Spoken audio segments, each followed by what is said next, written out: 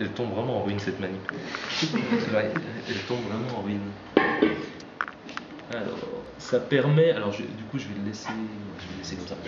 Donc là, je vais remplir le petit. Le train, là, on a juste fait une sorte de petit réservoir pour mettre de l'azote. Ça va permettre de maintenir le froid pendant un certain temps. D'accord ?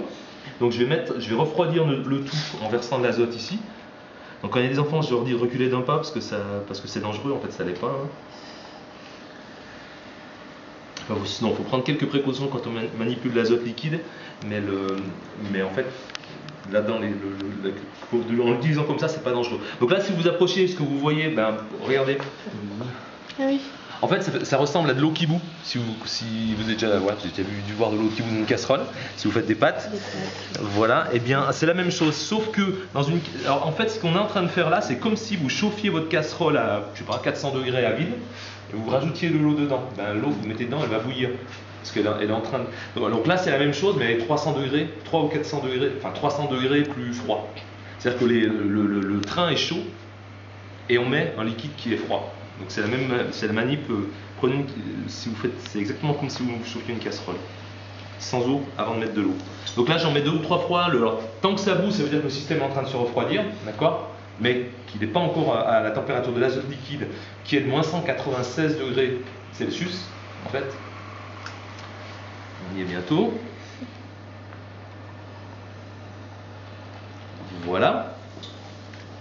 Donc là, ouais, je vais pas remettre le bouchon dessus, alors je vais juste le mettre comme ça, autrement. Voilà. Donc là maintenant, je vous encourage à vous baisser, parce que si vous voulez voir l'expérience de lévitation, c'est le moment. Donc je vais enlever les petites cales et on va voir si ça marche ou pas.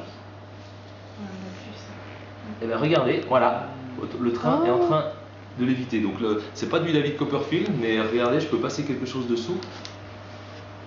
Il n'y a pas de fil dessus non plus.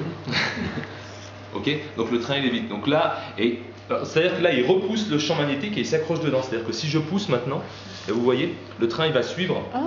Il va suivre le parcours défini par le champ magnétique donc qui est créé par ces aimants. C'est trop cool.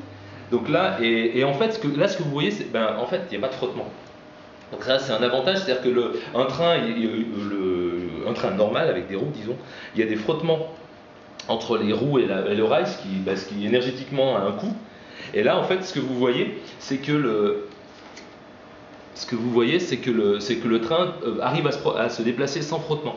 Donc là, je peux faire une petite astuce. Si je vous le dis pas, vous le voyez pas. Ça donne l'impression du mouvement perpétuel. Bon, en fait, je l'aide. Hein. Je remets un peu de pente à chaque fois. Mais voilà, le train est bien accroché. Donc je peux lui faire aller assez vite. Je le fais pas trop parce que vous allez avoir de l'azote dans les yeux. Là, c'est moins sympa déjà.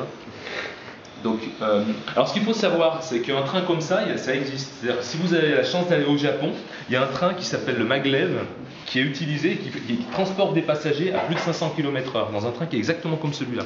Savoir qu'il y a un rail magnétique, comme ici, et il y a un supraconducteur au fond du train, qui permet au train de léviter. Donc en fait, vous pouvez aller, si vous allez sur internet, vous tapez maglev, M-A-G-L-E-V, et vous verrez des vidéos de ce train qui transporte des passagers à plus de 500 km/h, c'est-à-dire plus vite que le TGV.